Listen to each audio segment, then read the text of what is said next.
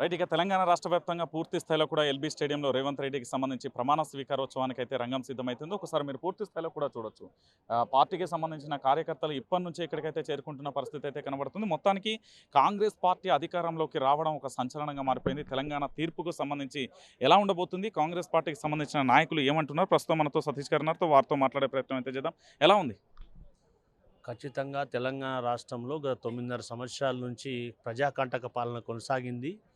దానికి ప్రత్యామ్నాయంగా కాంగ్రెస్ పార్టీ అనేది తెలంగాణ ప్రజలు భావించి, తెలంగాణ రాష్ట్రంలో ఉన్నటువంటి 119 నియోజకవర్గాలు స్పష్టమైనటువంటి 65 నియోజకవర్గాల్లో మాకు స్పష్టమైన మెజారిటీ ఇవ్వడం జరిగింది. దానికి తెలంగాణ ప్రజలకు కాంగ్రెస్ పార్టీ పక్షాన కృతజ్ఞతలు తెలియజేస్తూ ఉన్నాం. ఖచ్చితంగా తెలంగాణ రాష్ట్రంలో ప్రజాస్వామ్య పాలన కోసం ప్రభుత్వాన్ని ప్రజలు కోరుకున్నారు కాబట్టి దానికి అనుగుణంగానే కాంగ్రెస్ పార్టీ ఆ విధంగా పరిపాలన కొనసాగిస్తారు.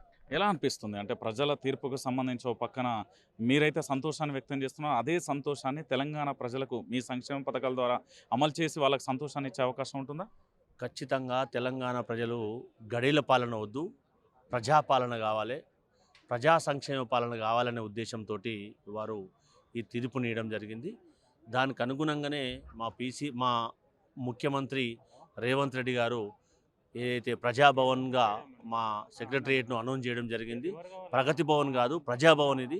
ప్రజలందరికీ అందుబాటులో ఉండేటువంటి ప్రజలందరికీ సందర్శనార్థం పెట్టే భవన్గా, ప్రజాభవన్గా నామకరణం చేయడం జరిగింది. కాబట్టి ప్రజలందరికీ అందుబాటులో ఉండి ప్రజా సంక్షేమం కోసం పాటుపడే ప్రభుత్వంగా కాంగ్రెస్ పార్టీ ప్రజాప్రభుత్వంగా ఉండే అవకాశం ఉంటుంది. మా సంక్షేమ పథకాలను ఖచ్చితంగా అట్టడుగు వర్గాల వారికి, నీడీ పీపుల్కి అందించడానికి కాంగ్రెస్ పార్టీ గతంలో ప్రయత్నం చేసింది, అందించింది. ఇప్పుడు కూడా 2023లో ఖచ్చితంగా వాటిని అమలు చేయడానికి 100% ప్రయత్నం చేయడం జరుగుతుంది. అంటే 5 సంవత్సరాలు కాంగ్రెస్ పార్టీ పరిపాలన కొనసాగుతుందనే నమ్మకం మీలో ఉందా? ఎందుకంటే మీ అంతర్గత కుమ్ములాటలు గానీ, కోవట్ రాజకీయాలు గానీ ఇప్పుడు ప్రభుత్వంలో సెట్ అవుతారా? అదే విధంగా కొనసాగుతాయి? కాంగ్రెస్ పార్టీలో ఎలాంటి కుమ్ములాటలు లేవు, ఎలాంటి కోవట్టు రాజకీయాలు లేవు.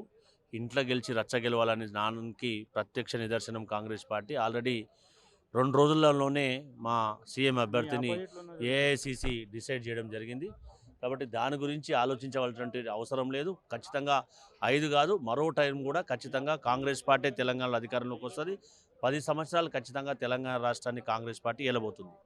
రేపు ఎలాంటి సంతకం ఉండబోతుంది? మొదటి సంతకం అంటే దేని మీద ఉండబోయే అవకాశాలు? ఖచ్చితంగా దానికి సంబంధించినటువంటి అంశాన్ని గౌరవ ముఖ్యమంత్రి గారు ఇప్పుడు ఈరోజు మధ్యాహ్నం ఢిల్లీ నుంచి రాబోతున్నారు. దానికి సంబంధించినటువంటి ఏర్పాట్లను పర్యవేక్షిస్తూ ఉన్నారు.